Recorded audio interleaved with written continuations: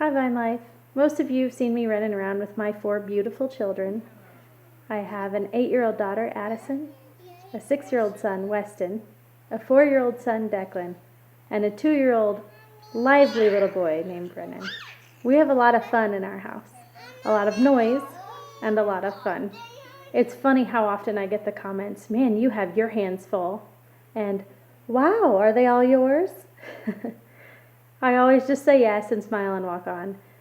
But really, I should say, if only you knew the miracle it is for me to have my hands this full.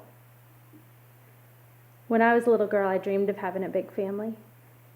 But when I was about 13 years old, I started having some physical issues. My mother and I were totally puzzled about what was going on.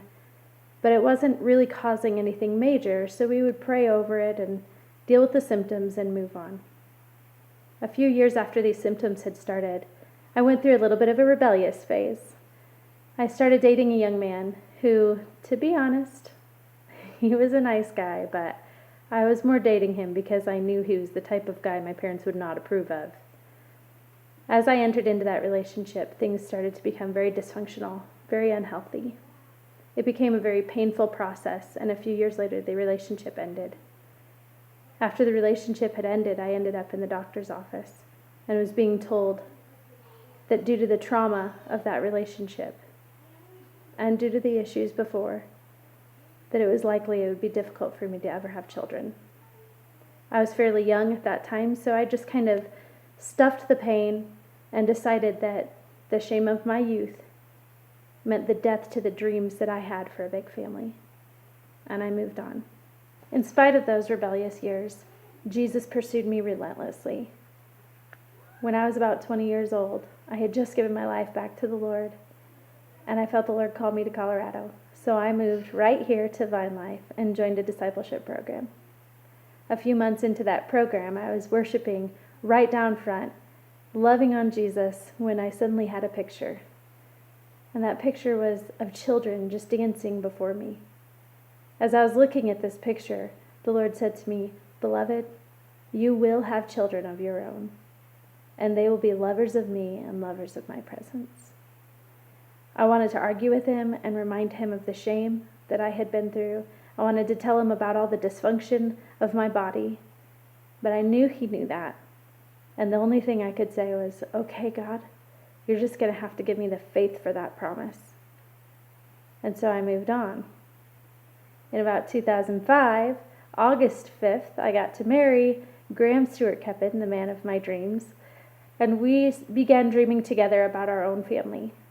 Knowing the promise that God had given me, we decided to start praying, and as we prayed, we gave our family, the size, the timing, all of it to the Lord. Now, I'll warn you, unless you mean it, you probably shouldn't be praying that, because 8 weeks after we had gotten married, we found out that we were 6 weeks pregnant. It was the shock of a lifetime. I didn't know what to do, and I should have been so excited, knowing that the promise that God had just given me was beginning to unfold. But I was terrified. In fact, I was terrified, and I was sick. I was miserable. My body was not responding well to the pregnancy.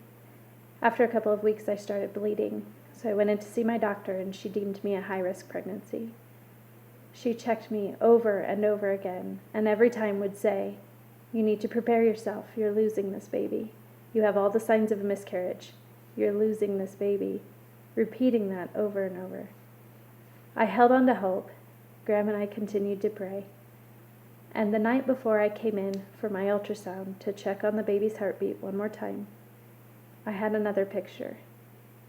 I was praying, and the Lord showed me my womb.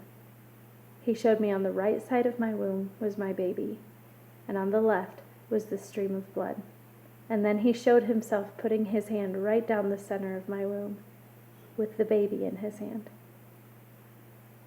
The next day I went to the doctor's office, and as she got the ultrasound out, she's looking at the baby, and she said, "That's interesting. I've heard of this before, but I've never seen it." She turned the screen and started pointing at the picture. She said, "You see this right over here? That's your baby, and that's a very strong heartbeat. And you see this over here? That's the blood. And do you see this right down the middle? That's a dividing wall. And as I looked, there was a dividing wall right down the center of my womb, and it was holding the baby in place. She looked at me and she said, "Your baby's going to be just fine." Immediately, I just broke into tears. I could not believe what I was seeing before me. The doctor went on to describe that I had apparently had this deformation since birth. It actually had been the cause of a lot of my issues that I had experienced as a young woman.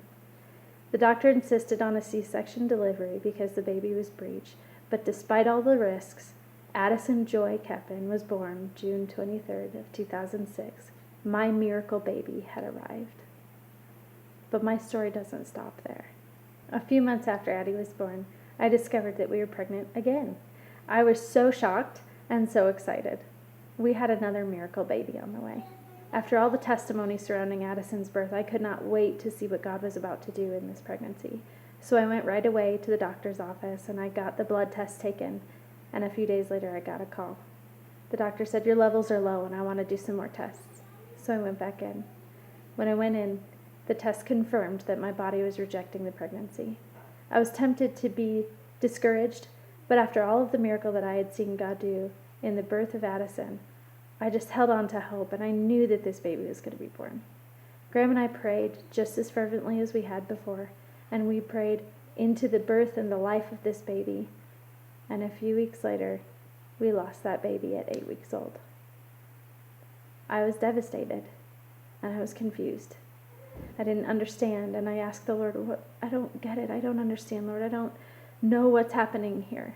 You promised me these babies, but you gave me Addison, and I trust you. After another few months, we found out we were pregnant again.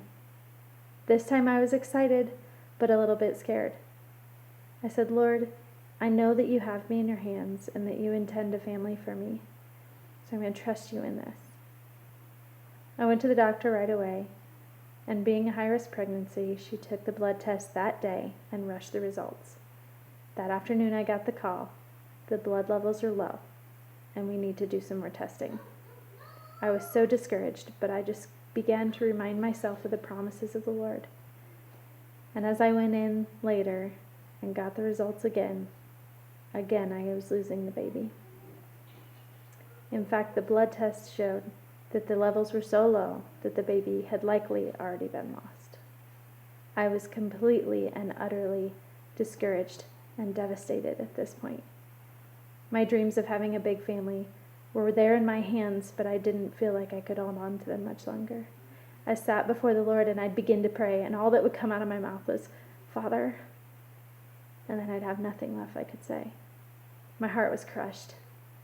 After some time, I found myself sitting in Addison's room while she was sleeping in her crib, and I felt this question rise up in my heart. "Beloved, am I still good?" I honestly didn't know how to answer because I didn't want to lie to the Lord, but I knew that I couldn't say honestly that I knew He was good. So I sat there quietly, thinking, and again I heard, "Beloved, am I good?" As I sat before the Lord with that one, I just said, "Father, I want to think so. I want to believe you're good, but my heart is so broken right now."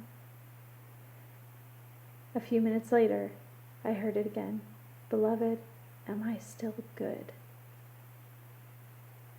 As I sat there thinking about all that God had done in my childhood, all He had done in the pursuit of me during my rebellious years, and what the Father had done in my life and in my body with Addison and her birth, I couldn't deny that He was still good. And I just whispered quietly, "Yes." The more I thought about all the Father had done through me, that yes grew. Every memory brought another yes. And as I sat there, there was a tangible presence of the Lord that filled up my heart, and I was able to fully say with everything in me, "Yes, Lord, you are good. Yes, you are good. You're entirely good, completely good. You are good." About a year after that moment, I found out I was pregnant again. And on August 31st of 2005, Weston Seth Koeppen was born. my firstborn son. 2 years and 1 day exactly later, Declan Edward Koeppen was born, my second-born son. And to top it all off, another 2 years later, Brennan Emery Koeppen was born in July. Right away with my pregnancy with Brennan, I knew that something was different. It was better. It was easier. Something had changed. I wasn't having the same difficulties I had had with the others. I wasn't struggling and having the bleeding that I had had with the others. Something had changed. I went into the doctor and we did an ultrasound. As she was checking the baby, she said, "That's funny.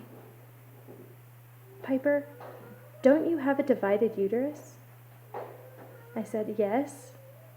And she turned the screen and said, "Weird. I can't find it. It's not there. It's nowhere." You see, Jesus had done it again. He had healed me completely. Not only had he restored my hope in the promises he had given me so long ago, but he had healed my wounds. He had healed my pain. He had healed my shame. And he had restored my body. Something that was causing minor irritation, he had completely removed it. He had completed the good work he had begun in me. This series isn't about giving birth in the natural. It's about carrying the promises and miracles of God. In October, I was preparing to speak to the worship ministry for a worship night we held in my home. As I was praying, the Lord told me, "Piper, there are some in Vinelife who believe they've miscarried the dreams I've conceived in them. Tell them it is alive and well, to be patient and to renew themselves in my goodness." I believe that what the Father told me that day was for today.